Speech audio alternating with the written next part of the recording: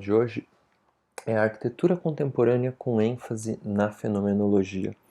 Então, depois da gente ter falado um pouco sobre diferentes arquitetos e das intenções que eles querem causar através das suas obras de arquitetura, agora a gente vai falar um pouquinho sobre alguns arquitetos contemporâneos que vão estar mais preocupados em quem eles querem alcançar com essas obras de arquitetura, ou seja, que pessoas ou que efeito isso vai gerar nas pessoas.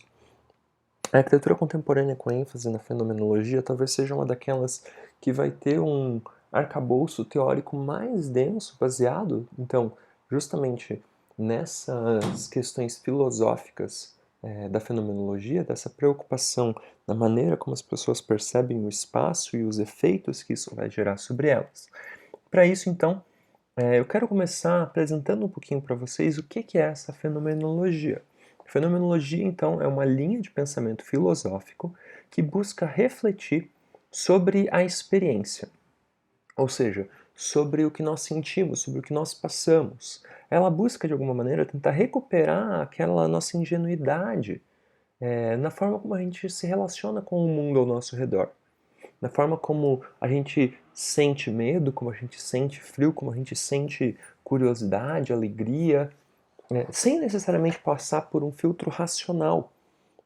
A ideia é perceber que, além de todos os conceitos, de toda a nossa intelectualidade, por trás de tudo isso, existe uma forma sensitiva, sensorial, uma forma de experimentar o mundo que vai além dessa nossa interpretação, muitas vezes até limitante.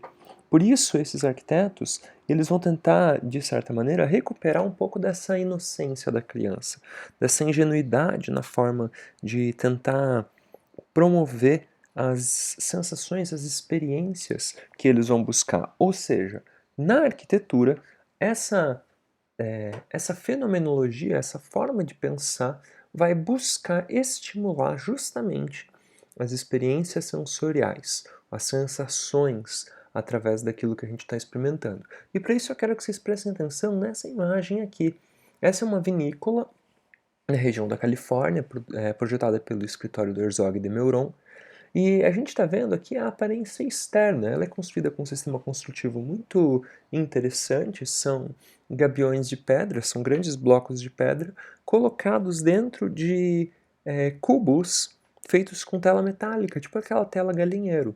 Então essas pedras elas ficam ali estabilizadas por essa tela metálica e protegem, de certa maneira, o interior desse prédio. Gera um tipo de vedação. Mas é claro, uma vedação formada por pedras irregulares, pedras dessa própria região.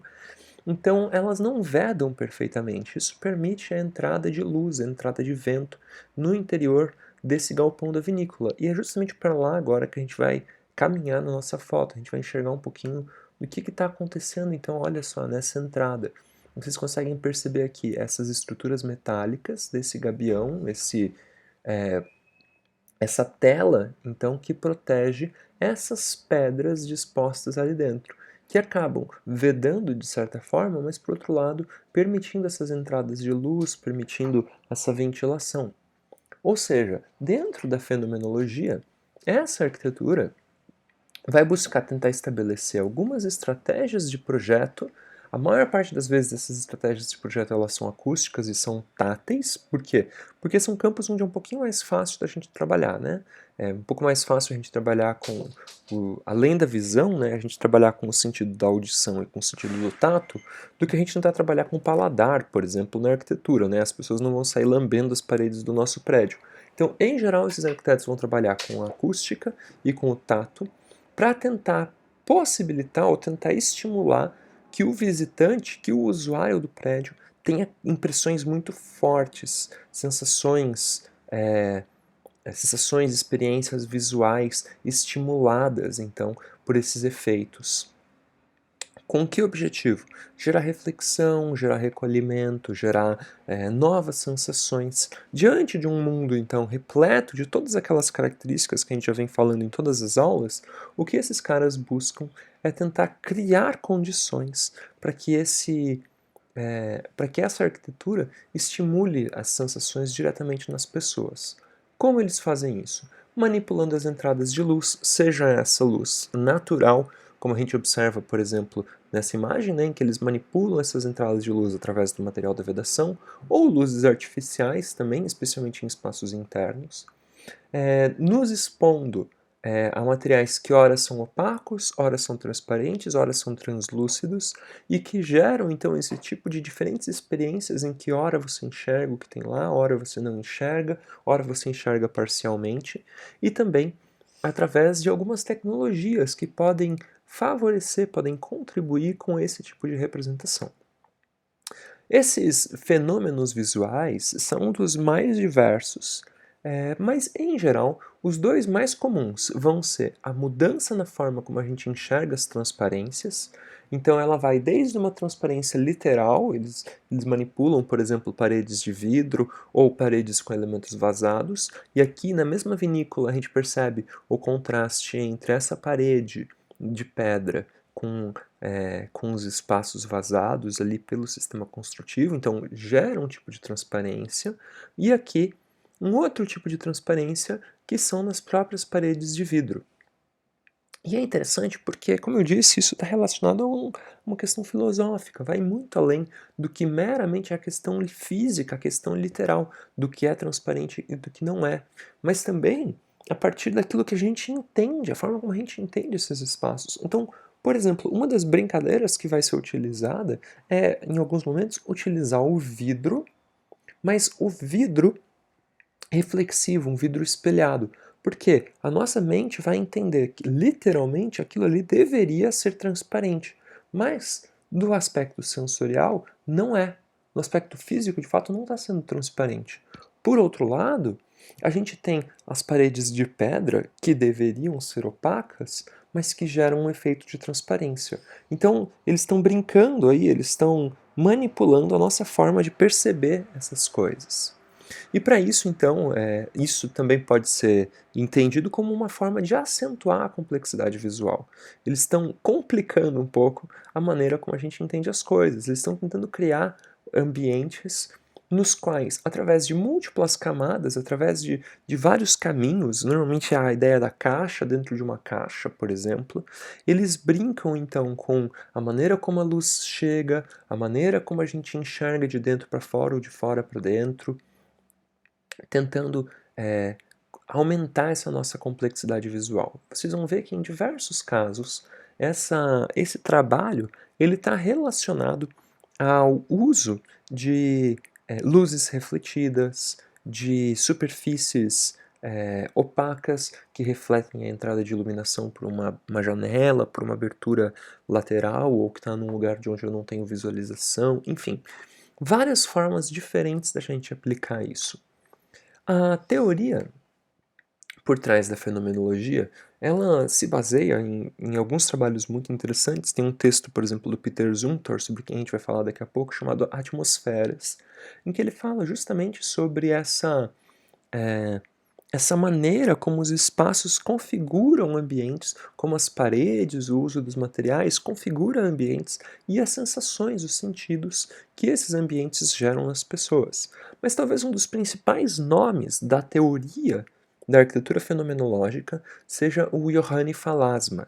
Ele é finlandês, e por isso que o nome dele se escreve dessa forma um pouco diferente, e dentre outros textos muito interessantes, talvez um dos mais acessíveis e mais interessantes, mais difundidos que ele vai trabalhar, é esse texto que se chama Os Olhos da Pele, no qual ele justamente está explorando as relações entre a arquitetura e os nossos sentidos físicos. Ou seja, ele ilustra isso com esse quadro do Caravaggio, né, a incredulidade de São Tomé, em que Tomé vai lá e encosta na ferida do Cristo depois da ressurreição, e basicamente o que o Caravaggio estava fazendo nessa imagem, né, ele usa um elemento visual para nos dar uma sensação tátil, você quase que sente, né, a ferida dentro lá dentro. É isso que o Falasma e que os outros arquitetos nessa corrente vão propor. Essa forma de tentar estimular um sentido ou tentar manipular um sentido para estimular os outros. Nesse texto, o Falasma vai dizer o seguinte, ele vai dizer que a tecnologia ela é essencial na arquitetura. É claro, a gente precisa buscar atender a necessidades técnicas, é claro, a gente precisa buscar atender a necessidades econômicas, a busca por eficiência, por desempenho ambiental.